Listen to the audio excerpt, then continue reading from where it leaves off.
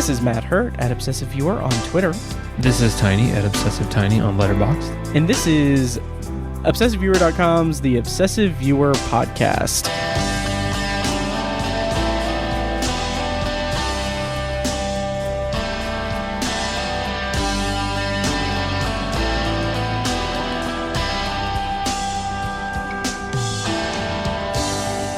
Hello and welcome to a parking lot special episode of The Obsessive Viewer, where a movie and TV podcast that covers a specific topic, be it genre, trope, movie, or show, each episode. You can find more of our work at ObsessiveViewer.com and some motorcycle noises at the Keystone or the Castleton Square parking lot, and more podcasts presented by ObsessiveViewer.com at ObsessiveViewer.com/podcasts.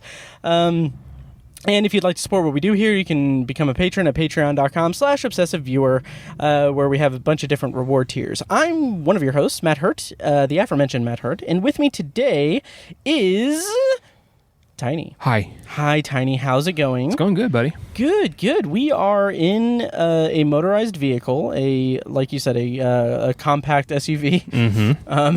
Having just watched the new M. Night Shyamalan movie, titled Old, which comes out in theaters. We went to an early screening. It comes out in theaters Friday. And at this point, I don't know if this is going to be a Patreon exclusive recording or a full-fledged bonus episode of the podcast on the main feed on Friday. So we'll see. But Tiny... Yeah. What is new? Do you want to just bullshit a little bit before we get into the review? We can, sure. Yeah. Okay. What's new? I mean, the movie Old is new. Because it's called Old, but Old. It's new. Yeah. No, but this was really. It's just really cool they put these on. I guess I don't know that we say that every time. It's really nice that they give us access to these like early screenings. Oh yeah, totally. It's and this was one that so we went to Black Widow and that was just a press only screening, and right. This one was a full-fledged advanced screening where that was open to the public. And what's interesting is this is the first time I went to one of those, like a full-fledged open to the public screening, I believe since what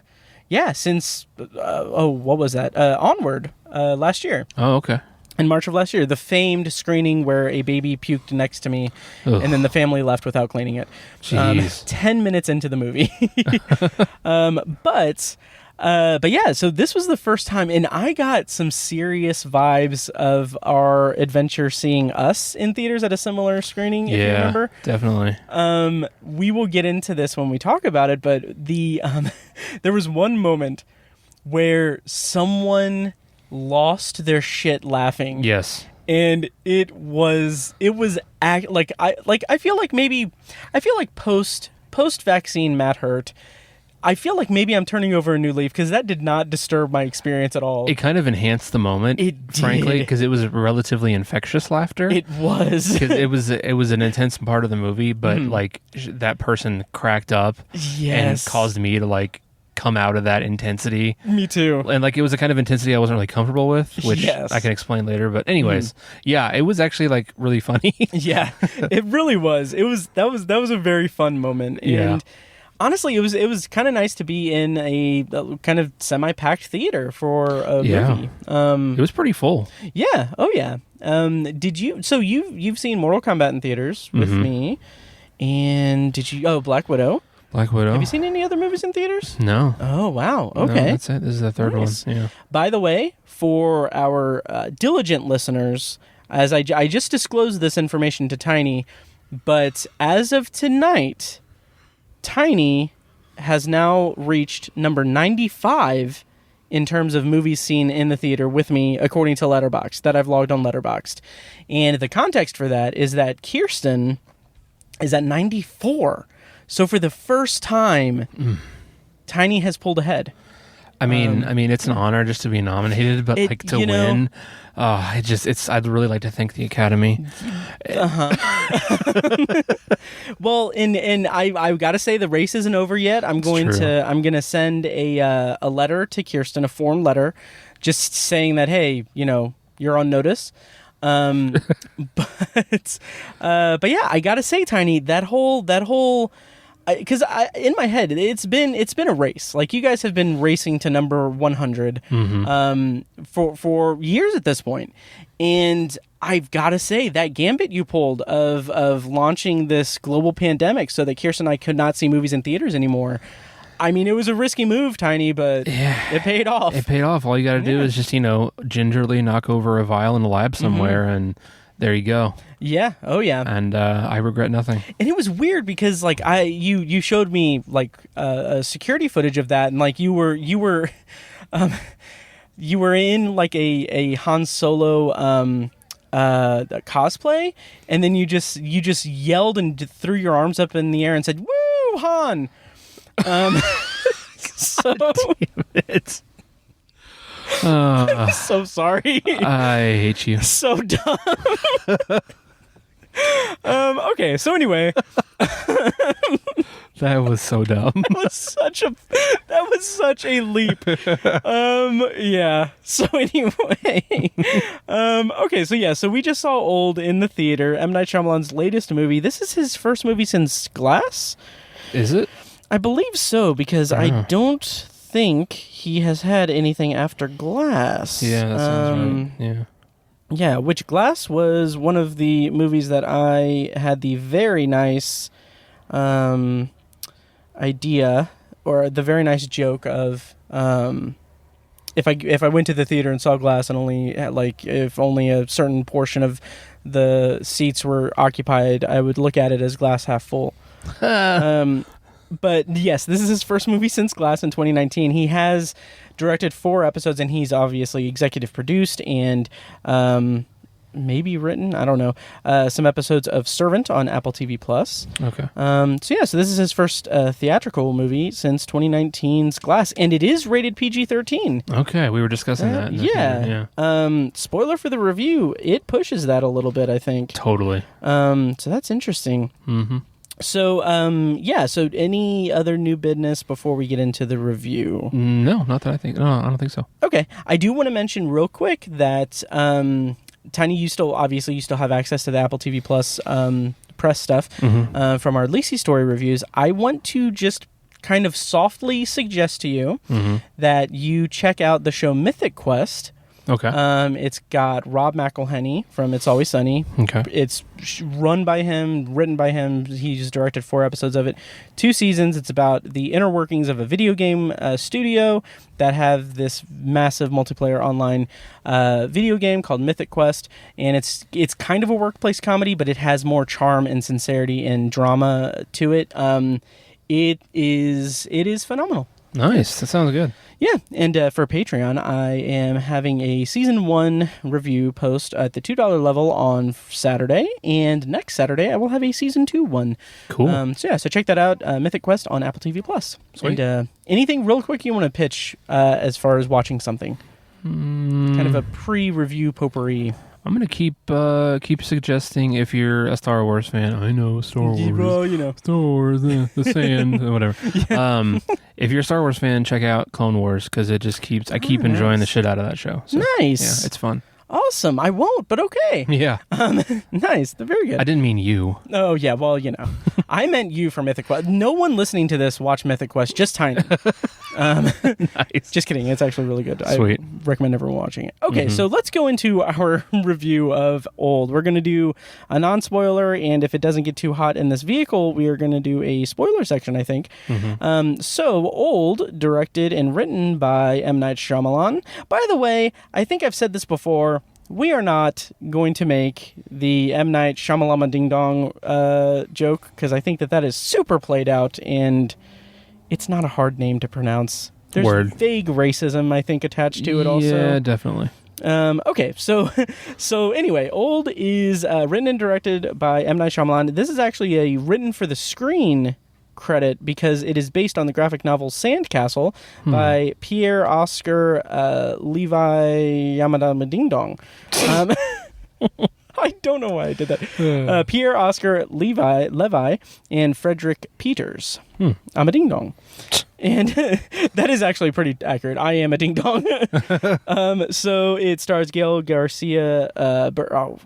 Bernal, Vicky Crepes, Rufus Sewell, Alex Wolf, Thomas and McKenzie, Abby Lee, and Ken Leung, and Eliza Scanlon, and there was someone else. M. Night Shyamalan. Oh yeah, M. Night Shyamalan makes his thing, his cameo. He's in it. Yep. And the plot summary, courtesy of IMDb, is this summer, visionary filmmaker M. Night Shyamalan unveils a chilling, mysterious new thriller about a family on a tropical holiday who discover that the secluded beach where they are relaxing for a few hours is somehow causing them to age rapidly, reducing their entire lives into a single day. So, Tiny, before we get into our broad thoughts, what are your feelings about M. Night Shyamalan as a filmmaker at this point in his career and going into Old, and what were your expectations for the film? I was a huge fan initially. I think we talked about this in an episode of Patreon with Ben a week or two ago. I was a fan initially. I think The Sixth Sense, to repeat what I said there, is kind of like an untouchable movie. Like, I think it's pretty damn near perfect as a movie, and he rode that wave for a while and put out some other good movies like Unbreakable, and I thought Signs was good, and The Village were good movies, and then I feel like he just kind of went downhill from there and started turning out a couple of duds, and then he had a bit of a return to form with Split, which I really liked a lot, and Glass was fine. So yeah, he's been really up and down. I think he's a little, at this point, to say he's like visionary, I think is a little overhyped. Yeah. And I think he's so stigmatized now. Yeah. I think that adjective for any filmmaker is really kind of played out anyway, because every director is a visionary because it is literally creating a vision of a story. Yeah. Right. Yeah. But yeah, I still I'm still interested in his work and what I still want to see his movies. I don't care if they're going to be bad or good. Yeah.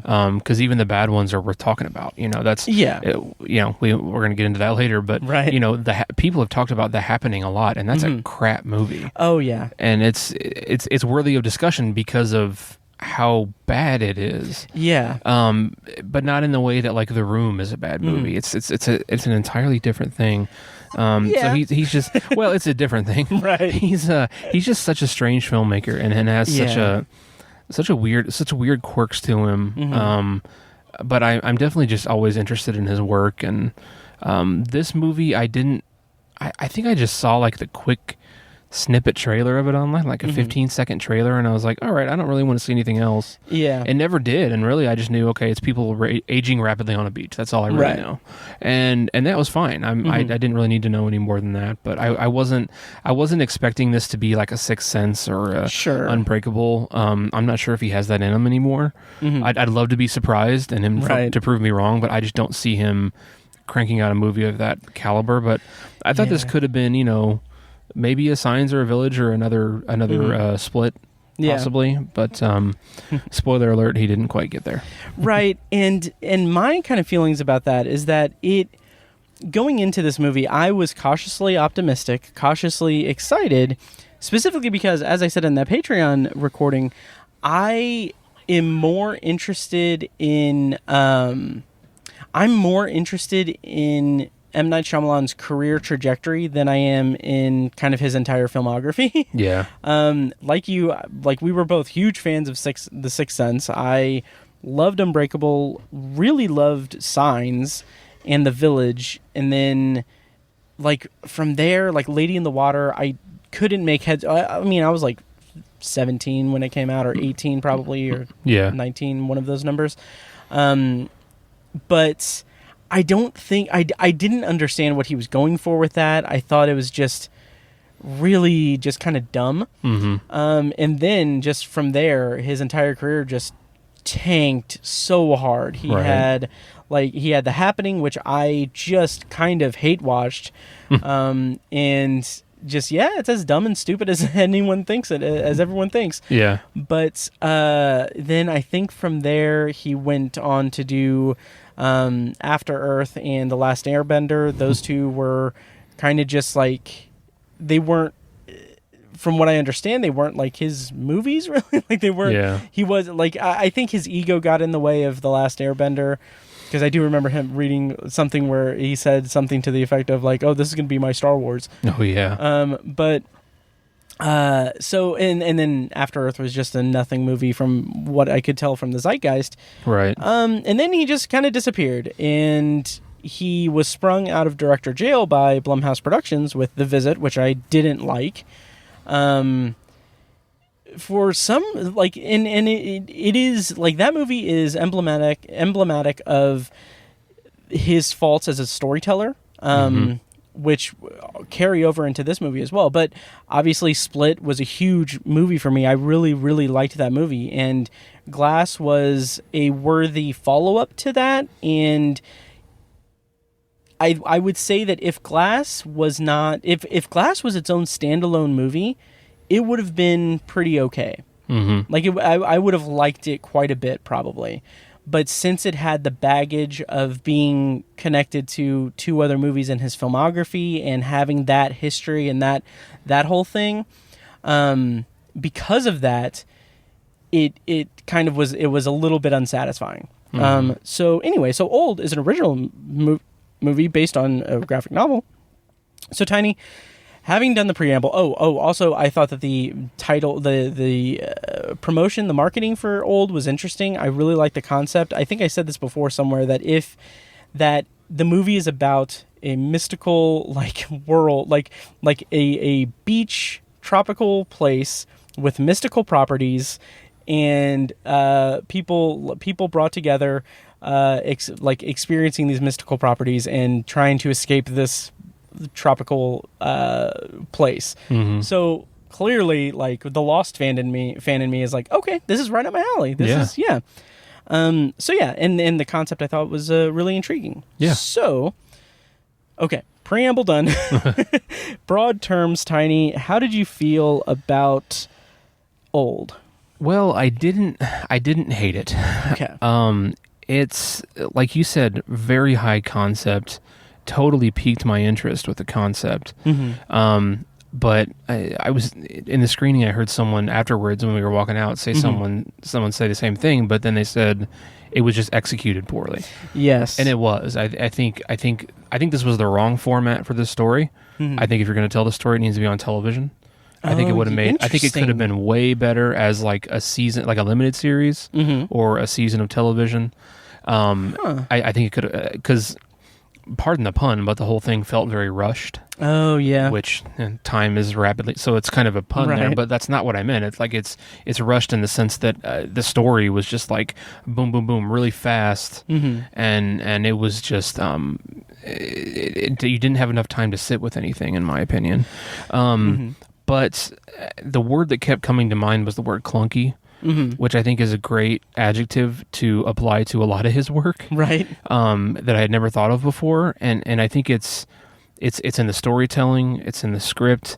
Most notably for me, it's in the dialogue. I feel like his dialogue is so clunky. It's not. Yes. It's unnatural. It doesn't feel natural or organic. It's just so. It's just clunky. It's really clunky, and it does not feel. It just doesn't feel right when you hear it. And that was just. That like almost took over the movie for me. Just how off-putting and out of place the dialogue was for me. So yeah. But again, I could not take my eyes off it. Like really good camera work, which I think he does. I think his use of close-ups is really interesting. He had a very mobile camera during a lot of it, which was kind of disorienting and added to the tension. There was a ton of tension and just intensity that I give him a lot of credit for. I mean, he pulled that off really well, and I was in the whole. I was like, I really want to know what happens here, and I want to know what happens next, and I'm in, and I was intrigued the whole time. So I mean, there's a lot of good things working in its favor. I think a lot of people are going to shit all over this movie, and they're not wrong. Right. They're not wrong. Obviously, this is opinion, but I would never disagree that this was kind of a shitty movie.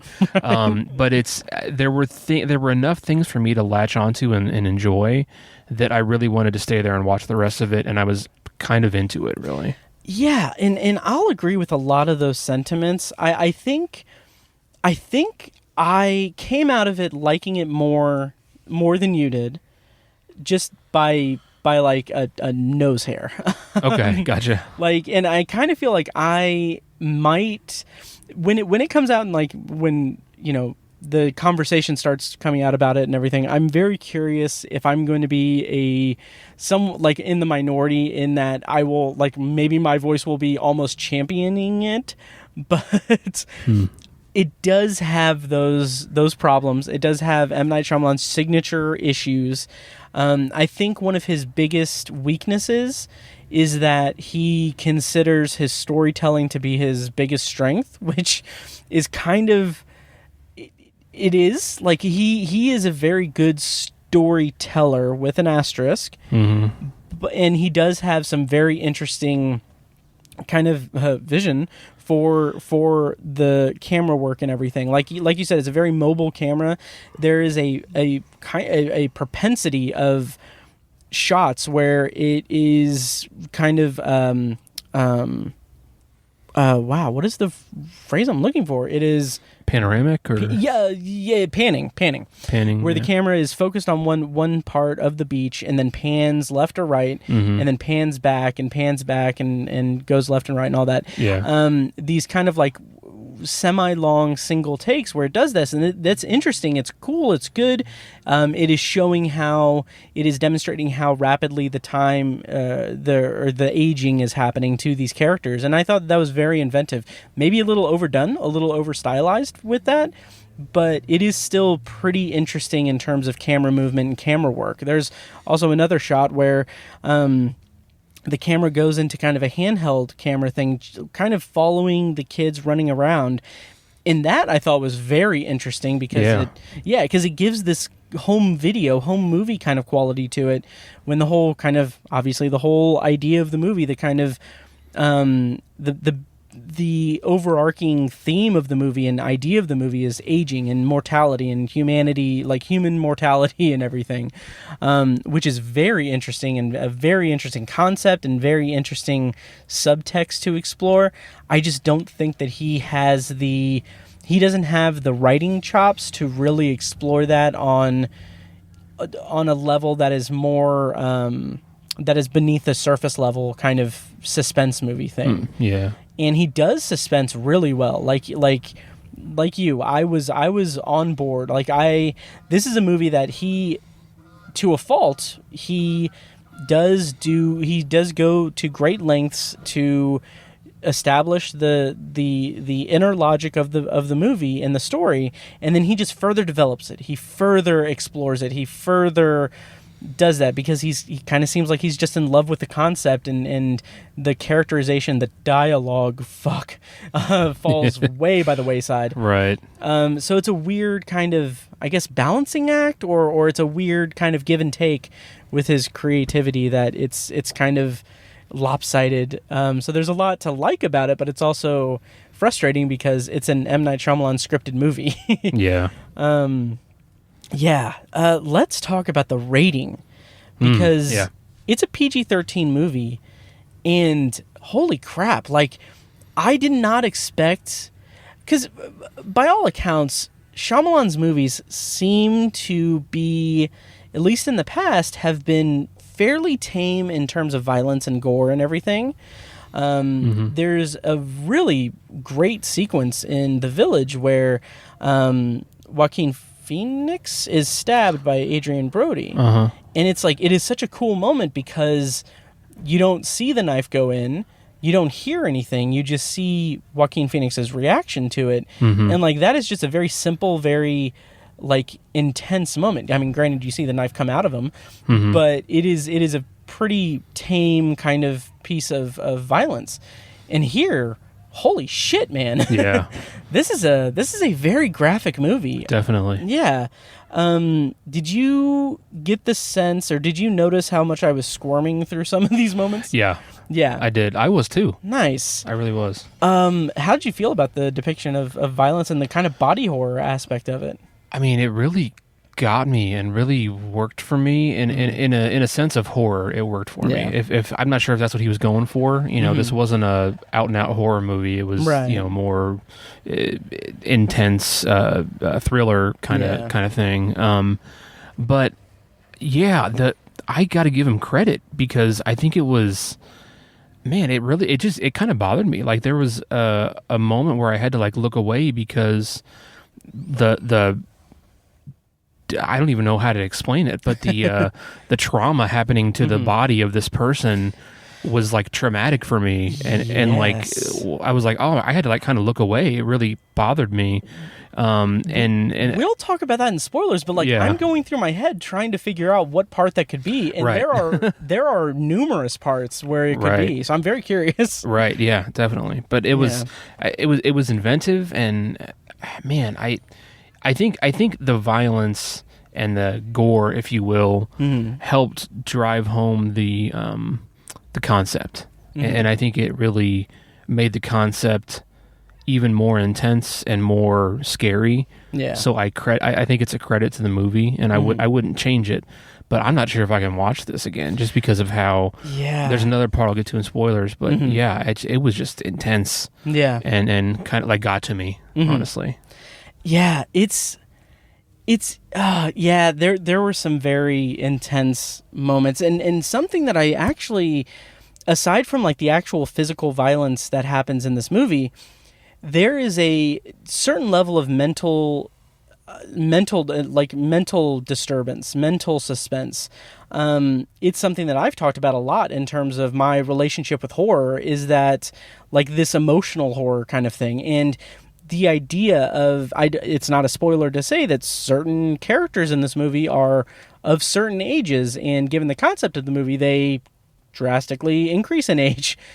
And and this could be something to talk about in spoilers as well, because this is an interesting thing of Shyamalan's work. But the cognitive decline of the characters is shown in a very interesting way, and there are some camera movements and some point of view shots that kind of accentuate that kind of thing is something that got me on a different level of suspense, because I mean, aging in general is something that, you know, we as mortal beings on this planet wrestle with by default. Like, everyone ages. And so it's something that, to see it rapidly happening to characters in a movie, it's something that, you know, unless you're a sociopath, you can kind of relate to, or kind of figure out, like, if you have some insecurities about aging, like if you just turned 35 and you're thinking about starting another podcast for Patreon,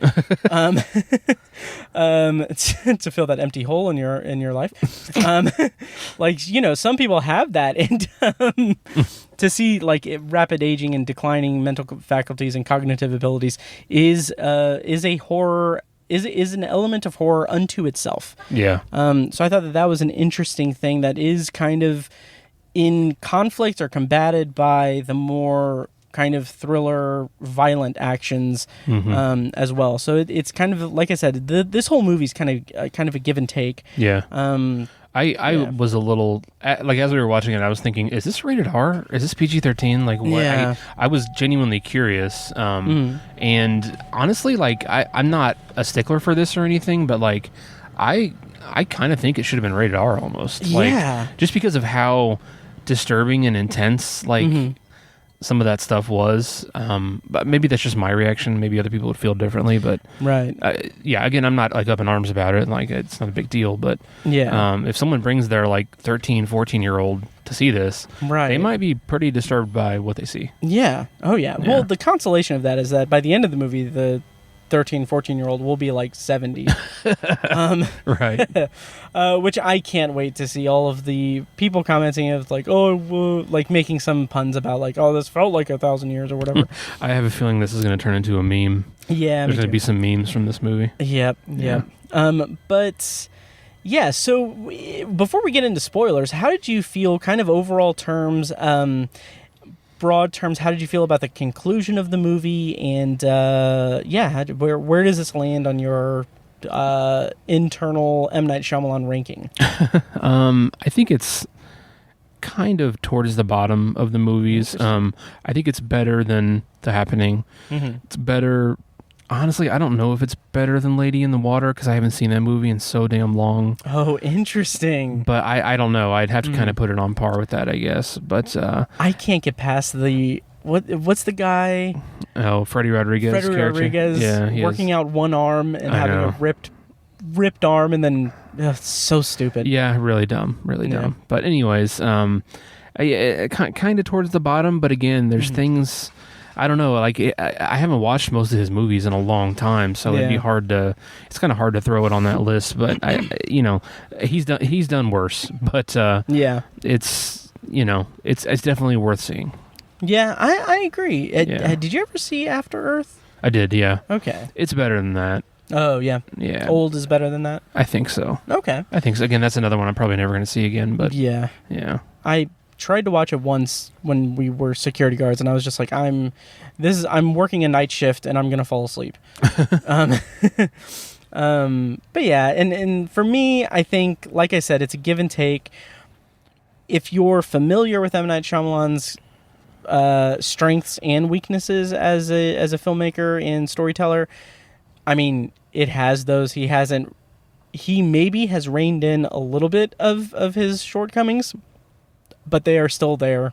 Mm-hmm. I think what this movie has going for it most of all is just the concept, and the idea behind it is really, really interesting. And as much as Shyamalan tends to get in his own way with his writing, I think that the kind of subtext of that, as hard as he wants to make it text, and as hard as he wants to kind of throw out these kind of really corny cheeseball lines that maybe, like, it's a mystery unto itself whether or not some of these lines are intended to be comical or are just him thinking that he's making some dramatic line that just comes across as just really dumb. Yeah. But as much as he gets in his own way with the writing, I think that the subtext and the kind of theme and idea of aging and rapidly deteriorating like our bodies in such a short period of time is something that is very interesting to explore. Mm-hmm. I kind of just wish that someone with a little bit more nuance had explored it. Yeah. So do you want to go into spoilers? Yes. Okay. So we're going to spoil Old by M. Night Shyamalan in this parking lot special of the Obsessive Viewer podcast. I'm going to play a clip from the trailer here, and then when we come back, we're going to be spoiling Old. What's happening to us? My daughter just turned 6 2 weeks ago. Mom? Whatever's happening to us is happening very fast. You have wrinkles. There's something wrong with this beach. What's happening? Mom! Mom! Mom! I'm scared! We have to get off this beach. People are blacking out going this way. If she makes it to the ledge, she might have a chance. Why is she stopping? Why is she stopping? Kara, wake up! Wake up! They had to know what this place Okay, spoilers on for Old. Tiny, what is the movie with Jack Nicholson and Marlon Brando? I don't know. Okay. I was sitting there thinking that. And I don't know. I don't know. We need to figure, like, this is something that we need to figure out the matter at hand. Who knows movies? Which I liked that bit and everything. I thought that was kind of, that was funny at first, and then when I kind of figured it out what was going on, I was like, oh shit, okay. And it's funny because that was the part of the movie that was structured well. He wasn't hitting us over the head with it, and he wasn't explaining it through dialogue. Right. He let us figure out what was going on with that character. Yes. Because I think it really. I was thinking, oh, he's having something going on with. He has a mental condition. Mm-hmm. I thought for a while maybe he had like Alzheimer's or something. I thought so too. But I think they never actually said what it was. But he had some kind of mental condition. Like dementia, or I really don't know if it was a memory related thing or what, but yeah, that was one of the well done parts. It maybe people will not like it or think it was goofy or something, but I thought it was actually kind of well done because we were allowed to figure it out as the audience. He wasn't just sitting, he wasn't like, when she cuts him with the damn rusted knife and she's like, it's rust.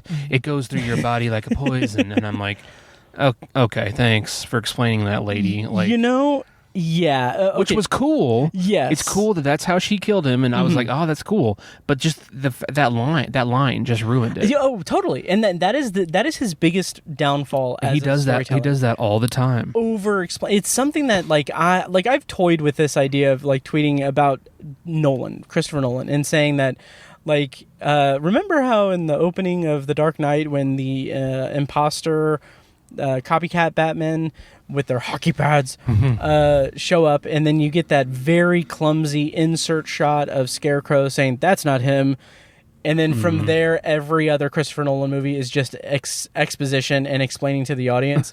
Like, that is what M. Night Shyamalan does from like the beginning. Yeah. He has to over explain things, and every little line of dialogue has to connect in some way down the line in the movie. Yeah. And that becomes so cumbersome. It's not organic. It doesn't feel natural. It doesn't feel right. It really doesn't. By the way, The Missouri Breaks is a 1976 American Western film starring Marlon Brando and Jack Nicholson. Gotcha. So yeah, and like that whole idea, I do want to talk about the rust thing. Like, again, that could have been like, by all accounts, I thought that was maybe one of the most clever parts of the whole movie. Totally. Very clever, very interesting. And it's like he's just there. Like he's just there because they set it up well with that line earlier. I probably would have given it some shit because every single line has to call back in some way. Like in The Visit when the kid played football and he would freeze when he would have to run, and then at the kind of apex of the drama he freezes. Fucking shit diaper in the face. but with here it's like he could have not had that line in there. Like she did not have to explain that, and it would have been more clever, more interesting. Right. But by all accounts, I do think that was a very clever part of the movie. Yeah. What was the scene that you were referring to in non-spoilers? It was the chick with the calcium deficiency when she was. Oh yes. When she was in the cave and she just the went part nuts. where the guy laughed. Where I think it was a lady. Was it a lady? I think it was a lady okay. who laughed. Yeah. Because it was like I had to look away because that just like freaks me out. The body dysmorphia or whatever. Yeah. It just freaks me out, and I can't stand it. But it was too much. Yeah. And not from like I'm grossed out, but it was comical. Oh, okay. Ended up being comical for a lot of people. I mean, yeah, and I was back and like I laughed along with that person, but I thought that it was interesting. I thought it was interesting, but again, like the whole it's healing, but it's healing wrong and everything. Like we did not need her to say that. We did not. Yeah, we did not. One of the parts that got me was the tumor extraction. Yes. But that was well done. I liked that. Yeah. That was cool. And like, there was some cool visual work in there. The camera work was really cool. Like, it was almost like there was a part where the camera was like the wound and it was looking up at everybody. Yeah. And then like it slowly kept panning out. That was really cool. And I liked that a lot. That was well filmed. And I didn't have an issue with that scene. I thought it was actually like really well done. Me too. Very intense and cool. Yeah. Yeah. And that kind of, again, it's like, now it's the size of a cantaloupe. And then you see the size of a cantaloupe. Right. We didn't need that. But yeah, just the fact that they tried to cut once and then it healed instantly, and then they had to keep their hands in I know. that fucked with me. And there was a line there that I didn't mind that was kind of expository, but he was just like, the wound's trying to heal around my fingers because like, I don't want to see that. That would have been too much from like a disgusting point. Same here. But that dialogue, that explanation of it, that worked. That worked for me. That was a good expository line. It made sense. Yeah. That was intense. Yeah, definitely. Yeah. So another scene that like man, just like killed me was the whole pregnancy and birth. Yes. Like when she walked out pregnant, I was like, oh shit. Yeah. And I was thinking, I was like, they're about to have sex. She's going to get pregnant. Like I had that thought, but then just the way they showed it, I was like, that's good. I like, it was shocking and well done. I liked that. And then like you could see her belly growing at certain, I was like, oh my God, that's nuts. Yeah. And then as she was giving birth, I was like, okay, so we're going to have to watch this baby. Like by the time the movie's over, the baby's going to be like 35 years old or something. Right. But then like when the baby died, I was like, oh fuck. Like I didn't think of that. Like someone was like, oh, it died because it didn't get enough attention, which was a shitty line. That was like, was that supposed to be comedy? No, I think it was like, you know, babies need connection and they need to bond with the mother and they need, you know, the baby has to feed, breastfeed, you know, like once an hour when they're that young, you know, and you know obviously there's no way she could do that, and so the baby died in a minute, you know. I thought that was actually kind of interesting, but man, it wrecked me like emotionally. I was like, holy shit, that's just that was hard. Like, and then later when the dust fell out. That was rough. That was very rough. Was rough. Yeah. So I appreciated that. One or two lines, I was like, really? Do we need to do that? But the whole, and again, I don't know that M. Night Shyamalan is funny. Some of the lines I like when the dude was like, I don't know, man, I don't watch the Summer Olympics like that. That was good. That was funny. That and was good. He has a handful, like, and when the mid-sized sedan whispered to the I don't remember her, the Patricia, I think was her name, sure. the other black lady, and was like, now they're wishing that first time they've ever wished they were black. I liked that. Those are funny lines. Those are good. Yeah. But also the fact that he named a rapper mid-sized sedan. That was, I don't understand what he was thinking there. Like, yeah, he wasn't. I think it's a man in his 50s. I assume he's probably in his 50s. Probably, right I don't know. A man in his 50s trying to make fun of goofy rapper names. I guess. But like it just wasn't funny. It didn't land. I have long thought that Shyamalan doesn't he does not have an eye for pop culture. Like he does not have an eye for that. Like his children characters in almost all of his movies, save for The Sixth Sense, of course, are just not good. Yeah, right. But yeah, it's that, and then like there's very slight misplaced comedy, like when they're at the height of that pregnancy thing, when it's revealed the pregnancy. Oh, yeah. He is exactly 50 years old. Oh, okay. Actually, here in a couple weeks, he's going to turn 51. Okay. But the it's like that sequence was working against some comedy things that were slept in. Like, and also, I don't want to nitpick, but it also seems kind of, I don't know, a little incongruous because, like I said, I really like the concept of this. I really like the internal logic that's set up. Because I like the idea that that their cells are aging. So it's like their cognitive functions. They're like, there's a line where Kara or whatever the character's name was. Yeah. She talks about how she's thinking more. She's having all of these thoughts and everything. Right. Because she's growing from like a 6-year-old to like an 18-year-old or whatever. Right. That's all interesting, but then when they come out of the little tent or whatever, and she's pregnant, you see the goofy, like Alex Wolff's goofy wave, like he's a childlike wave. I'm like, okay, but he's supposed to be like 16. That's not right. I don't know.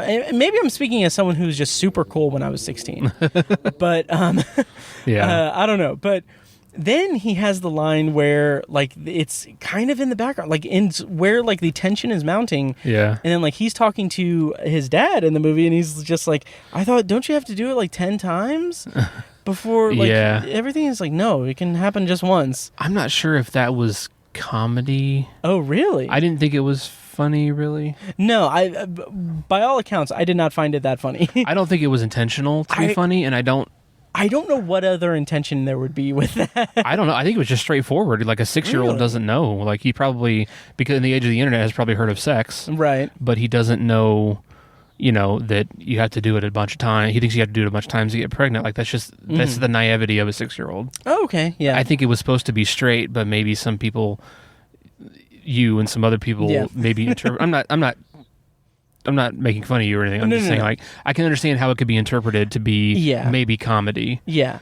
I will say I was a super cool 6-year-old though. So nice. And you were so maybe that's a factor. Nailing chicks left and right. I totally in was. kindergarten. Yeah. There was a line though during the birthing scene where that I thought was like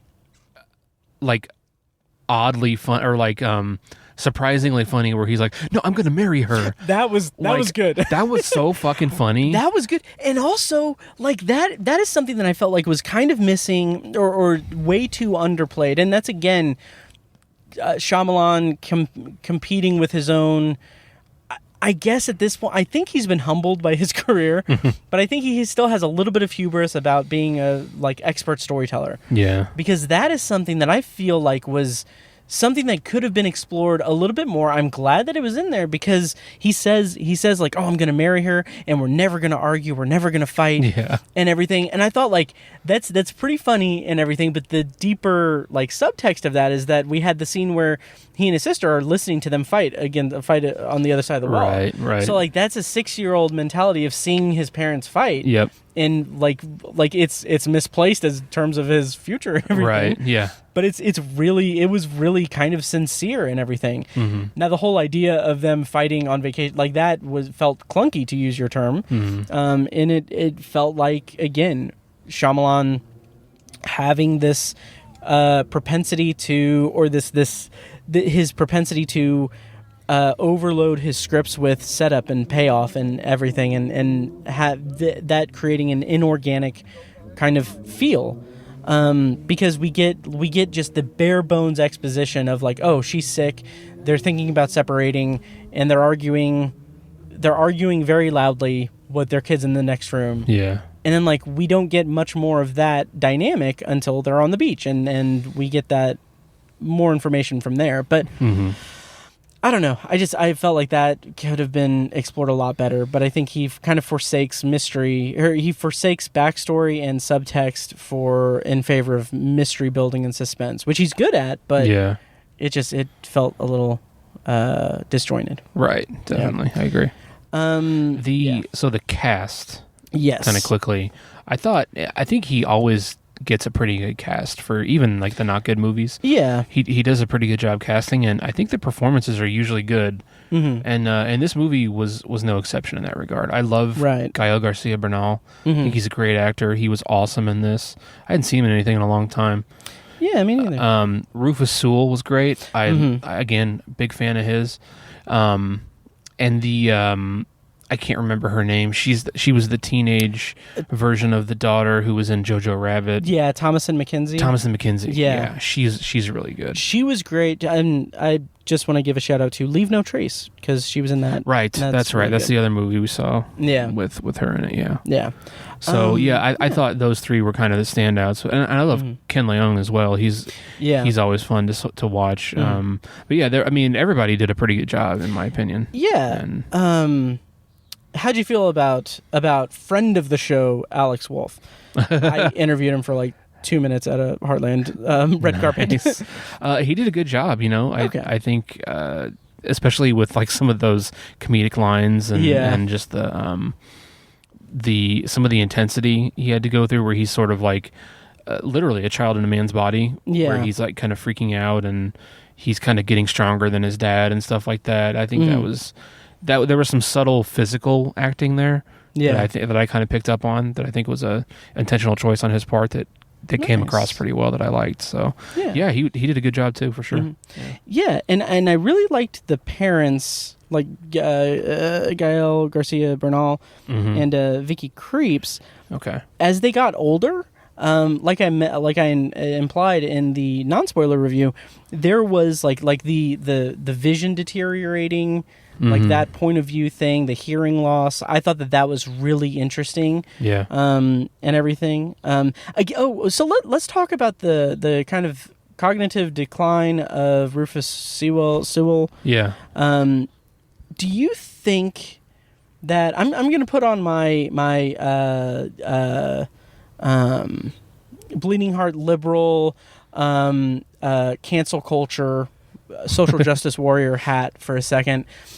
Do you think that is borderline insensitive to make a character that is clearly having some mental breakdown in terms of a mental illness that is rapidly spreading throughout his mind, have him be a villain and like literally like go insane and murder people? Do you find that problematic? I don't. Okay. I was not thinking of that, and after you said it, that's not. I don't think so. Okay. Because I think that, honestly, I think this could be a positive message where if you don't treat your mental disorders or your mental issues, they can result in something as traumatic as this. And I guess I don't see an issue with that. Someone might maybe, but I'm thinking of it because he got a lot of flack for The Visit because that whole movie is like. I never saw that, by the way. Oh, interesting. Yeah. Okay, it's a shitty diaper in the face of a movie. Okay, but in that movie is about kids visiting their grandparents who, like, the grandmother is sundowning a lot and having like having mental problems like with dementia and everything. I don't think they actually name it, but like having mental disorders and everything, and it's used for horror and suspense. Granted, it goes different directions because it's an M. Night Shyamalan movie, but then also Split, dissociative personality disorder or whatever. Like, that is something that he also caught flack with, and now he has a character who, granted, rapidly gets some kind of mental disorder, be it dementia, be it Alzheimer's, be it whatever, and then turns into the villain of the movie, an actual murderer in the movie. So it's weird that he kind of keeps going back to that kind of well. Well, I think that kind of Sue-well. I think that was the appropriate level of laughter. I think that gets written, like, your concern with that or your thought. I think that can be written off with the fact that the Priska character, I think I'm saying her name right, the mother in that character, as he's dying, she says, "I'm sorry you were on this beach, but I have to protect my family." Because I think she's sort of saying that but through that line, she didn't want to kill him, and I think she's saying that I know you can't help what you're doing right now. Interesting. So I think with that line, she kind of gave him a bit of a pass in that regard. I think there's more of an issue with the fact that the one clearly racist character was the one who was mentally handicapped. Like, well, he had a mental disorder, right? And so it's like, well, only people with mental disorders can be racist or something like that. I think somebody might try to find that thread. It's 2021. Anyone can be racist, right? But yeah, I think I don't think his racism was portrayed as a result of his mental illness, though. I think he just was racist and also had a mental illness. I agree. And to the movie's credit, it does do a pretty good job of building that tension, building it up to where, like, when he murders Midsize Sedan, I mean, I can't not. Yeah. It's so fucking goofy. But when he murders him, it's like that in its own weird way makes sense. Like, right. Because he is a very, what's the word I'm looking for? Paranoid person, racist person. Right. And like that level of cognitive disassociation or whatever is, I could see it manifesting itself that way. Yeah. And that kind of tension. But I don't know. It's just kind of weird that he keeps going back to that, like, in his movies. That's a good point. Strange. I hadn't thought of that. Yeah. It's interesting. Yeah. What did you think? We can kind of start wrapping up if you want. What did you think of kind of the overall, the ending, really? Like I said, Shyamalan gets in his own way in terms of laying the foundation for things and then having to make every single thing connect. Yeah. And the one thing I don't think really connected was the idea that in the previous, like the year before, one person swam through the coral. The coral. But that I don't think there was... I was expecting it to be like a... I was expecting it to be some fucking stupid ass twist. Like, I really like Split. I really like what he did with the ending of Split. But like, I've got to admit, when they mentioned that, like, oh, someone escaped last year, I was thinking like, okay, what fucking character from an M. Night Shyamalan movie is going to be the one that is going to come back and like, oh, this is actually a sequel to fucking Lady in the Water. Yeah. Because she was a swimmer. Oh, fuck, yeah. Oh my gosh, she was a water nymph or whatever. Right. Yeah. Oh, that's funny. I didn't think of that.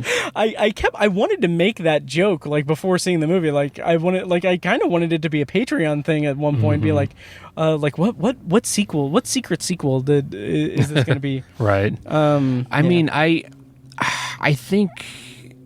I didn't have a big problem with the ending and how it's revealed that... I mean, it was obvious that this was an experiment, right? Yeah. They were intentionally put here and they're being observed. So obviously this is some kind of experiment. Right. And I was thinking something with drugs because Gael Garcia Bernal's character has that pamphlet from the pharmaceutical company. Yeah. When they're still at the hotel, I was like, okay, so this is some kind of drug thing. Yeah, and like, that was something that I kind of didn't like about kind of the setup, is that it took... And granted, I mean, this is maybe not the most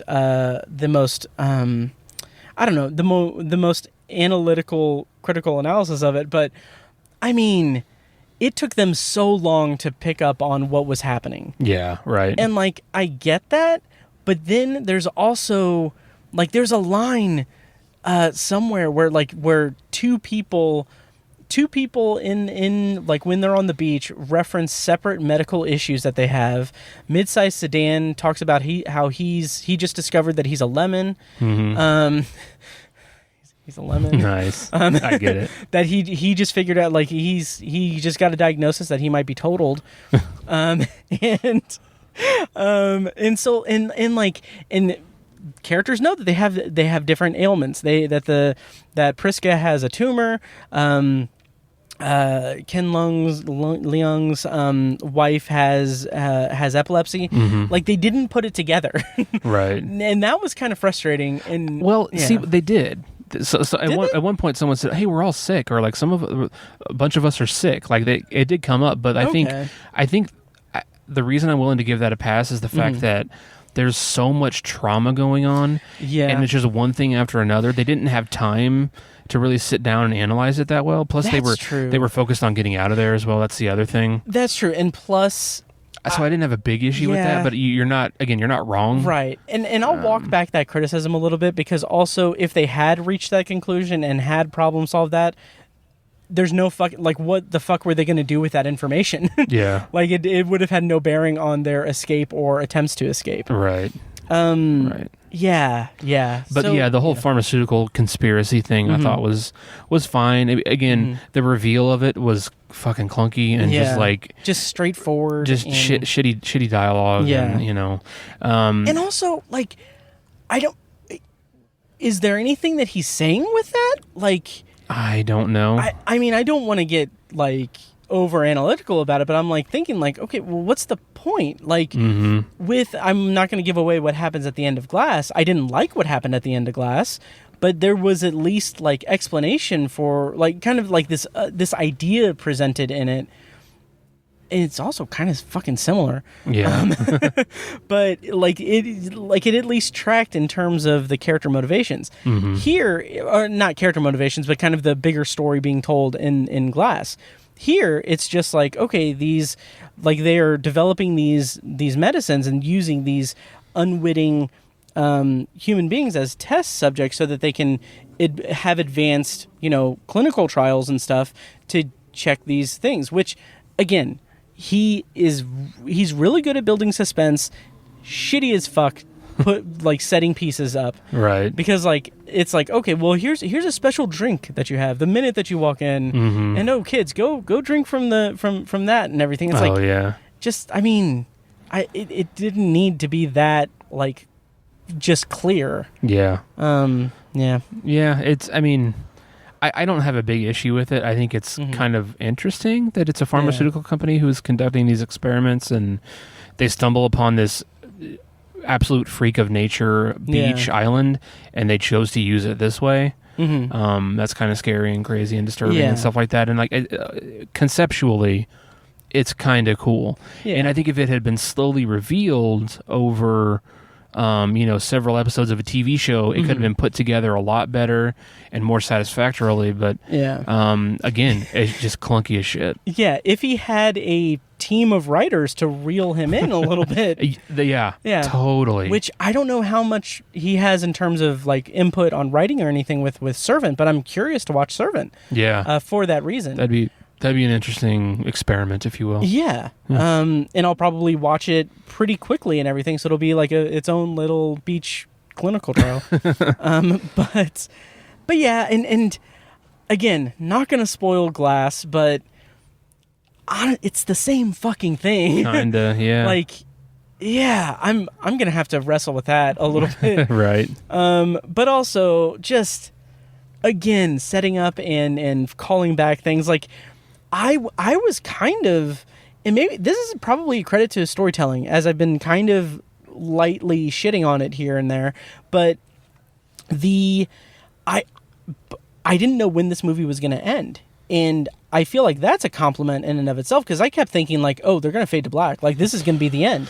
Yeah, there's literally no way that they can escape here, and it's just like and like them building the sandcastle. I'm like, oh shit, this is pretty, this is a downer ending, but it's like, goddamn, okay, like if they leave it like this could be interesting.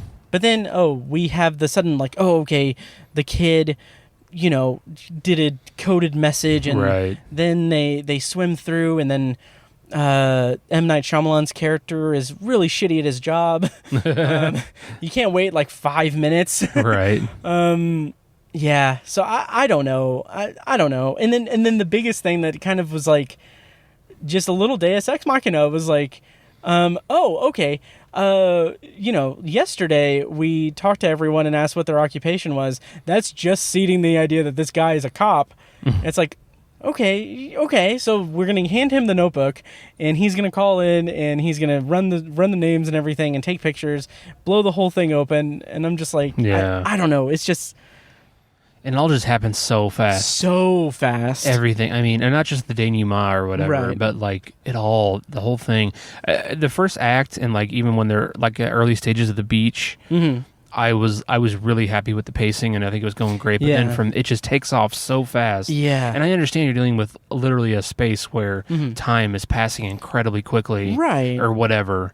And like I get that, but I feel like there's a way to tell this story that's not so rushed. And, yeah. When it was just the family remaining, and the parents die off, and the kids are left, I thought like that could have been a pretty profound kind of ending. Yeah. If we just had that, and like this is a kind of a family that's on the brink of fracturing, being healed by this beach and by this experience, this shared trauma, and then just living out the rest of their days, the rest of their half day, dying out. Like that would have been kind of profound, but he had to go the extra mile and over explain things and make sure that everything was completely tied up, and that's just something I rarely think is necessary in an M. Night Shyamalan movie, but he does it every goddamn time. He does. Yeah. Yes, he does. Yep. So okay, we can kind of wrap up here. Yeah. So overall rating out of 5 stars. I'd give it like 2.5. Interesting. Right in the middle, I think, because I maybe if I digest it later, I might take another half star here or there, or add a half star here or there. But again, I was really intrigued by it. Yeah. Conceptually from the beginning and then throughout. I did not want to take my eyes off it. If I had been watching this at home, my phone would have rang, or the doorbell would have rang. I'm like, God damn it, because I wouldn't want to stop watching it. Like I was really involved and into it. So I mean, there's a lot of, I'd say more than just a handful of good things about the movie that I enjoyed the shit out of and liked. Nice. But it's got so many glaring problems. It can be hard to resolve, and it does affect it as a movie overall.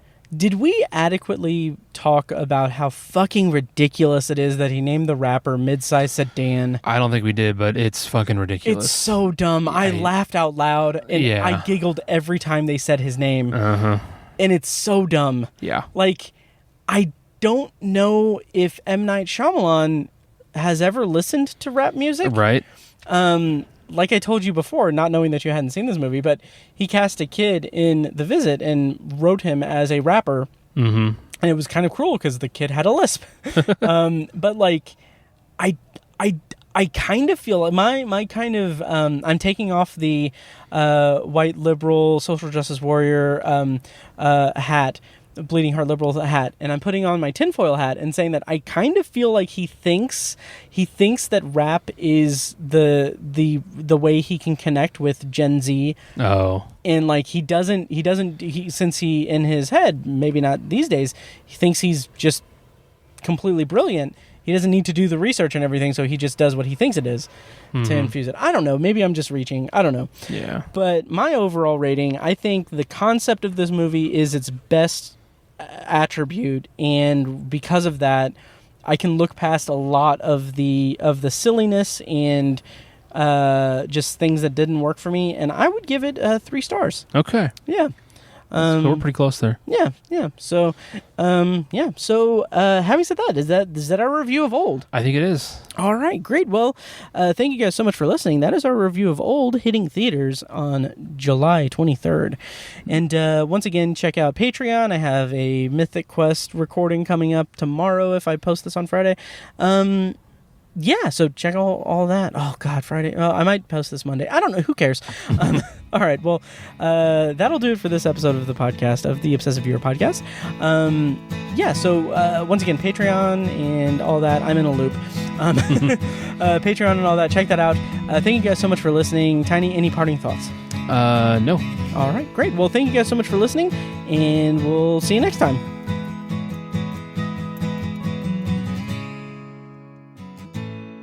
And now, here's a short clip from our Patreon exclusive RSS feed. To hear the full clip and more exclusive Patreon content, go to patreon.com/obsessiveviewer and become a patron at the minimum rate of $1 per month. Thank you and enjoy. There's so much creativity and outsourcing of work that's done for the game that he is this kind of classic narcissistic center of attention character who the other characters have to kind of combat with and work against and for in service of his vision and everything. That's kind of the big, wide open kind of perspective that the show presents. But it's not similar to like The Office or anything where, you know, the boss is like an oafish idiot or anything. Rob McElhenney's character is out and out a narcissistic personality person.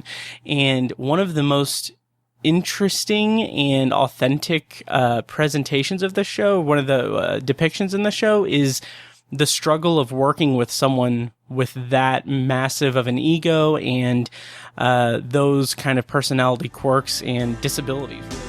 The Obsessive Viewer podcast is edited and produced by Matt Hurt and presented by ObsessiveViewer.com. For a full archive of our episodes, go to obsessiveviewer.com/OV archive. You can also like our Facebook page and join the OV Facebook group at facebook.com/theobsessiveviewer. And follow us on Twitter at ObsessiveViewer and at ObsessiveTiny.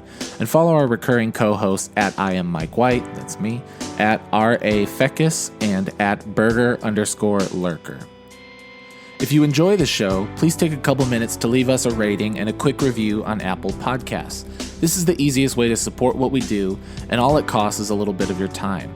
If you'd like to donate to the podcast, you can make a PayPal donation at obsessiveviewer.com/donate, or support us on Patreon for recurring donations and access to commentary tracks and B-roll audio recorded exclusively for patrons at patreon.com/obsessiveviewer. Every donation goes toward paying the fees to keep the podcast running and is greatly appreciated. For official Obsessive Viewer merch, including shirts, mugs, phone cases, and more, visit our TeePublic store. You can find a link to the store in the show notes of this episode and at obsessiveviewer.com/donate. Or you can simply search for Obsessive Viewer at teepublic.com, T-E-E, public.com. For information about our annual live event showcasing short horror films from local filmmakers, check out shocktoberinirvington.com. And for an archive of all our events, as well as news about potential future events, head over to obsessiveviewer.com/live. For more podcast content, you can find Anthology, Matt's solo podcast covering The Twilight Zone and other classic and contemporary science fiction anthology TV shows at anthologypod.com and on Twitter at OVAnthologyPod.